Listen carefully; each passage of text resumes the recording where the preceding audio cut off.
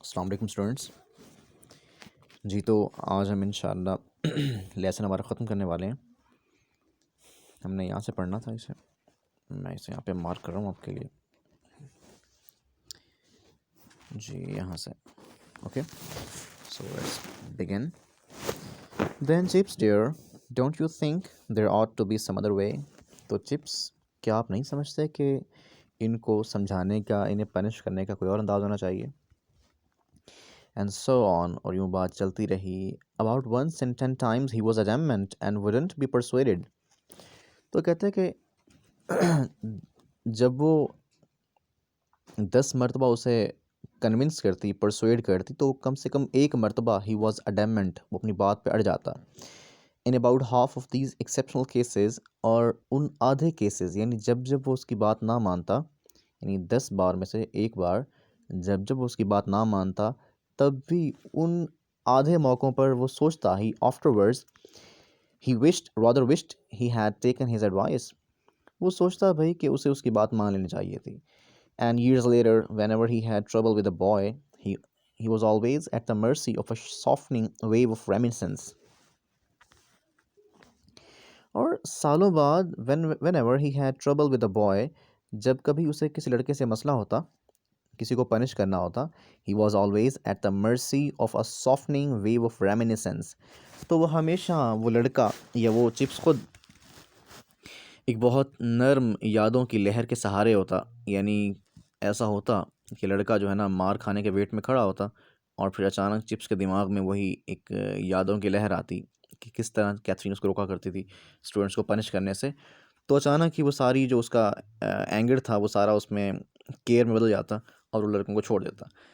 फिर देखते हैं इसे। And later, whenever he had trouble with a boy, he was always at the mercy of a softening wave of reminiscence. Reminiscence मतलब याद, memory. तो जब कभी कोई लड़का जो है ना मुश्किल में होता, तो हमेशा वो एक यादों की एक बहुत नरम लहर के रहम करम पर होता। The boy would stand there, लड़का वहाँ खड़ा होता, waiting to be told his punishment, इस इंतज़ार में कि उसे उसकी पनिशमेंट बताई जाए। एंड वुड सी, और देखता, इफ़ ही वर ऑब्जर्वेंट, और देखता जब वो बहुत गौर, अगर वो देख रहा होता, ऑब्जर्वेंट मतलब बहुत गौर से देखने वाला, तो वो देखता, इफ़ ही वर ऑब्जर्वेंट, अगर वो कभी गौर से देखता तो। The brown eyes twinkle into a shine, कि भूरी आंखें चमक उठती। That told him all was well, जो उसको बताती कि भाई सब ठीक है। तो but didn't guess that such a moment Chips was But he did not guess that at such a moment Chips were remembering something that had happened long before he was born.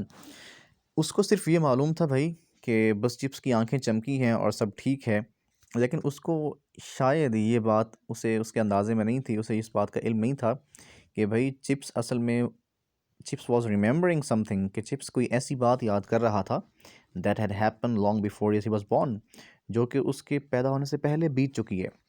यकीनन chips Catherine को याद कर रहा होता था। सो वो कहता है कि उस बच्चे को मालूम नहीं होता था कि चिप्स कोई ऐसी बात याद कर रहा है, ऐसा वाक़या याद कर रहा है जो उस लड़के के पैदा होने से पहले का है। दैट चिप्स वॉज थिंकिंग, जो चिप्स सोच रहा था, you ruffian, I am hanged if I can think of any reason to let him off, but I will bet she would have done. कहते हैं, तुम रफियन बोलते हैं बदमाश आदमी को, नेव, स्काउंड्रल, रॉग, कमीना। You scoundrel, are you ruffian? I am hanged if I can think of a reason to let him off.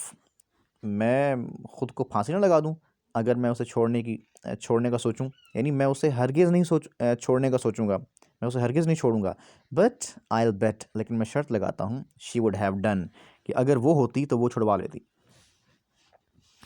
यानी वो खासा स्ट्रिक्ट था ना मिस्टर चिप्स। वो कहता है कि मैं अपने आप को मार ना डालूं अगर मैं तुम्हें छोड़ने का सोचूंगी इसी तरह। तो मतलब वो कहते हैं कि मैं हर हालत में लड़कों को पनिश करता, but I will bet she would have done, लेकिन अगर वो होती तो वो लाजमी मुझे रोक लेती या इससे बचा लेती। But she had not always pleaded for leniency. वो कहते हैं she had not always pleaded for leniency, वो हमेशा लीनियंसी, वो नरमी के लिए वो दरख्वास्त ना करती।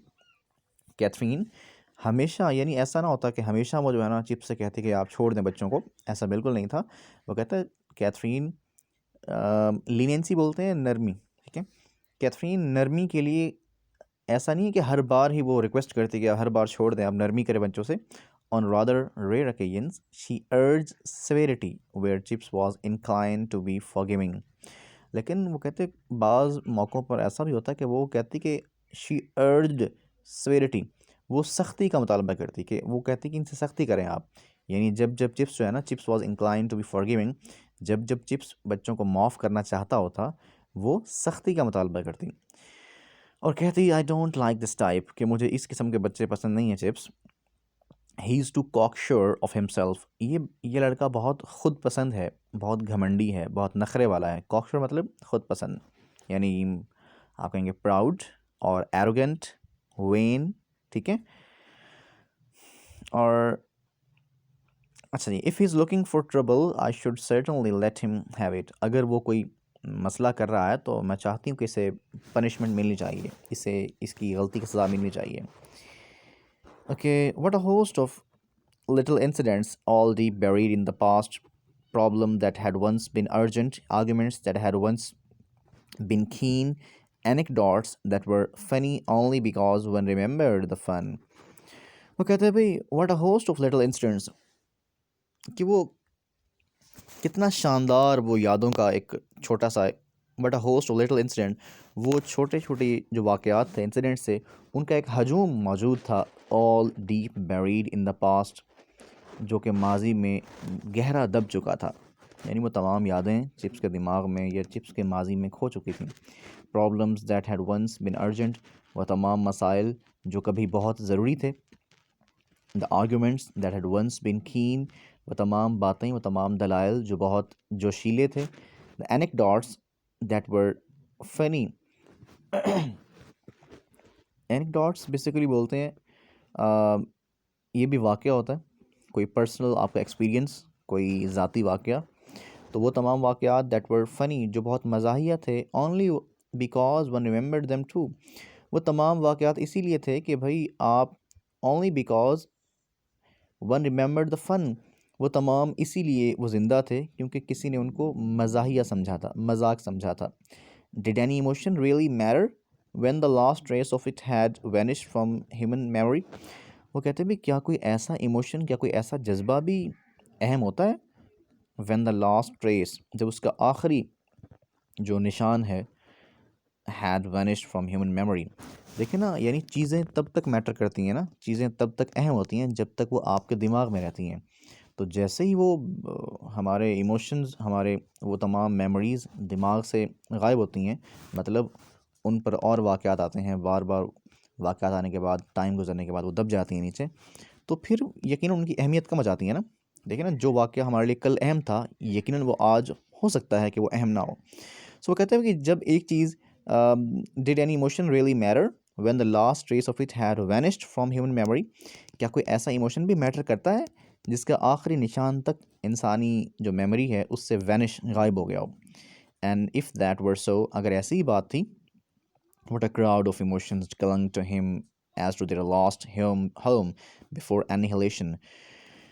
तो कहता है बड़ी, अगर ऐसा ही था तो बहुत कमाल था कि उसके कि अ क्राउड ऑफ इमोशन, जज्बात का एक हजूम, क्लंग टू हिम, उसके साथ चिमटा हुआ था, चिप्स के दिमाग में चिमटा हुआ था। एक यादों का हजूम एक चिप्स के जो है दिमाग में अपना घर बना चुका था। एज देयर लास्ट होम, अपनी आखिरी पनाहगाह के तौर पर। Before annihilation, annihilate mean extermination या टर्मिनेशन, ख़त्म हो जाना, डिस्ट्रॉय हो जाना। तो भाई यानी ऐसी बहुत सी यादें जो ख़त्म होने से पहले चिप्स के दिमाग में अपना घर बना चुकी थी। यानी ऐसा है कि वो तमाम यादें जो लोगों को भूल चुकी थी और लोग उन्हें भूल चुके थे, लेकिन वो यादें अभी तक ख़त्म नहीं हुई थी चिप्स के दिमाग से, चिप्स के दिमाग में अभी मौजूद थी। और वो तकरीबन चिप्स आखिरी ही आदमी था जिसे वो सब कुछ याद था जो बीत चुका था, क्योंकि लोग आए और चले गए तो किसी को ये बातें तकरीबन याद नहीं थी। सो क्राउड ऑफ इमोशंस, एक यादों का, जज्बात का एक हजूम, बिफोर एनिहिलेशन, ख़त्म हो जाने से पहले चिप्स के दिमाग में अपने आखिरी घर के तौर पर मौजूद था। यानी वो यादें चिप्स के दिमाग में मौजूद थी अभी तक।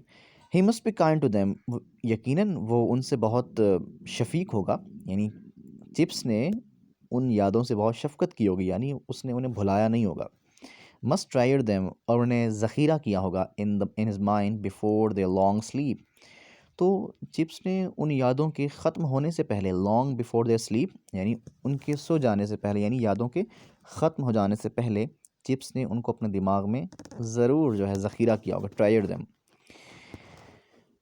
That affairs of archers resignation, वो आर्चर जो था ना, आर्चर की इस्तीफ़े का मामला, for instance a queer business, बड़ा अजीब मामला था।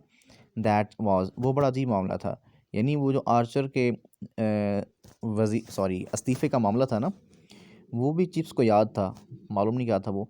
And that affair about the rat that Dunster put in the organ loft while old Ogilvie was taking queer practice. और वो कहते हैं वो जो चूहे का मामला था, यानी डंस्टर ने जब चूहा जो है ना ऑर्गन लॉफ्ट, यानी जो ऑर्गन्स बोलते हैं, जो म्यूज़िकल इंस्ट्रूमेंट्स होते हैं ना, वो जहाँ पर रखते हैं हम, जिस कमरे में स्टोर में रखते हैं, उसे बोलते हैं ऑर्गन लॉफ्ट।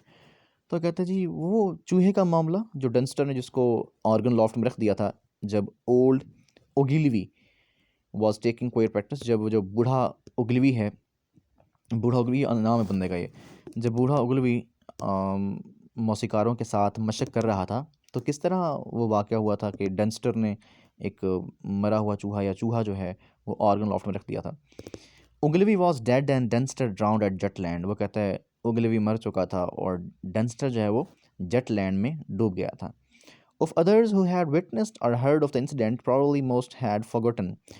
बाकी और लोग भी जो इस वाक़े को जिन्होंने सुना होगा या देखा होगा, probably most had forgotten, तकरीबन अक्सर उसे भूल चुके थे। And it had been like that, और बिल्कुल ऐसा ही था with other incidents for centuries. वो कहते हैं जो बाकी जो वाक़यात थे, सदियों के वाक़यात, उनके साथ भी ऐसा ही होता था। यकीनन ऐसा ही होता है ना कि आदमी भूल जाता है चीज़ों को। He had a sudden vision of thousand and thousand of boys from the age of Elizabeth onwards. तो उसके दिमाग में, यानी मिस्टर चिप्स के दिमाग में हज़ारों लड़कों के की तस्वीरें मौजूद थीं दिमाग में ना, मोबाइल में नहीं उसके। He had a sudden vision of thousand of boys from the age of Elizabeth onward. तो एलिज़ाबेथ, मलका एलिज़ाबेथ के ज़माने से लेकर अब तक हज़ारों लड़कों की जो तस्वीर थीं, जो तस्वुरात थे, चिप्स के दिमाग में मौजूद थे। Dynasty upon dynasty of masters, असातिज़ा की नस्लें उसके दिमाग में मौजूद थीं, जो आई और या चली गईं। Long epochs of Brookfield history, Brookfield की तारीख के लंबे लंबे ज़माने, that had left not even a ghostly record, जिनका ज़रा सा भी रिकॉर्ड यहाँ मौजूद नहीं था, वो तमाम बातें चिप्स के दिमाग के रिकॉर्ड में मौजूद थीं। Who knew why the old fifth form was called a pit? वो कहता है ये किसको मालूम था कि जो पुराना फिफ्थ रूम, जो 5वीं क्लास का कमरा है, उसे पिट क्यों बोलते हैं, किसी को मालूम नहीं था। There was probably a reason, यकीनन उसकी एक वजह होगी। To begin with, यानी उसे ऐसा क्यों कहा जाने लगा, उसकी एक वजह होगी। But it had since been lost, लेकिन वह वजह अब खो चुकी थी, किसी को मालूम ही नहीं था कि वजह क्या थी। पिट बोलते हैं गड्ढे को। Lost like the lost books for Levi, तो जैसे वो कहते हैं लिवी की जो बुक्स हैं वो गुम हो गई थी ना, ये हिस्ट्री की बुक्स थी लिवी, मुझे मालूम नहीं इसका फुल नेम। तो ये वो कहता है उसकी बहुत सी बुक्स थी, ऑलमोस्ट 140 बुक्स थी, उसमें से 2-3 बची हैं। जैसे वो लिवी की बुक्स गुम हो गई हैं ना, ऐसे ही ये वजह भी गुम हो गई थी कि वो उस रूम को पिट क्यों बोलते हैं। And what happened at Brookfield when Cromwell fought at Naseby nearby, तो कहते हैं कि और उस वक्त क्या हुआ था, जब ब्रुकफील्ड में क्या हुआ था, जब क्रॉमवेल नेस्बी के मकाम पर जंग लड़ रहा था, किसी को मालूम नहीं है, सिर्फ चिप्स को याद था। And how did Brookfield react to the great scare of 45, और जब 45 का ये जंग का वाक़या था कोई, तो 45 के डरावने वाक़े के वक्त ब्रुकफील्ड का रिएक्शन क्या था। Was there a whole holiday when news came of Waterloo, तो क्या जब वाटरलू, ये मकाम है बेल्जियम का, तो जब वहाँ से ख़बर आई तो हमारा क्या क्या छुट्टी मिली थी हमें पूरे दिन की। And so on up to the earliest time that he himself could remember, और फिर उस वक्त से लेकर अब तक की तमाम बातें जिन्हें वो याद कर सकता था। एंड 1870, और फिर 1870 का ज़माना, ये ज़माना कौन सा वाला, जब चिप्स ने स्कूल ज्वाइन किया था Brookfield. And whether by saying, और उसे वेदर बाय की ये बातें याद थीं जब by the way of small talk after their first and only interview, जब उसने अपने वाहिद इंटरव्यू के बाद, यानी उसने वेदर बाय ने चिप्स का इंटरव्यू लिया था ना, तो उस इंटरव्यू के बाद जब वो स्मॉल टॉक, मामूली सी बातें करते रहे, तो फिर वेदर बॉय ने कहा, लुक्स, ऐसा लगता है as if we shall have to settle with Prussians ourselves one of these fine days. तो वेदर बॉय ने कहा था 1870 में कि मुझे याद है, मुझे लगता है कि हमें खुद किसी अच्छे दिन का इंतज़ार करके ना, किसी अच्छे दिन में हमें खुद जो है प्रूशियंस के साथ सुलह करनी पड़ेगी, उनसे बात करनी पड़ेगी। प्रूशियंस ये पोलैंड और जर्मनी का इलाका था, जो पुराना इलाका था, अब तो अलग अलग हो गए हैं। तो मेरे ख्याल में इतना काफ़ी है, फिर वीडियो ये ख़राब हो जाएगी। तो इसके क्वेश्चन कर लेंगे आप खुद से, ठीक है बेटा? ओके जी, इसे इंशाल्लाह आई होप इसे कल ख़त्म कर देंगे, यहाँ तक ही रह जाए।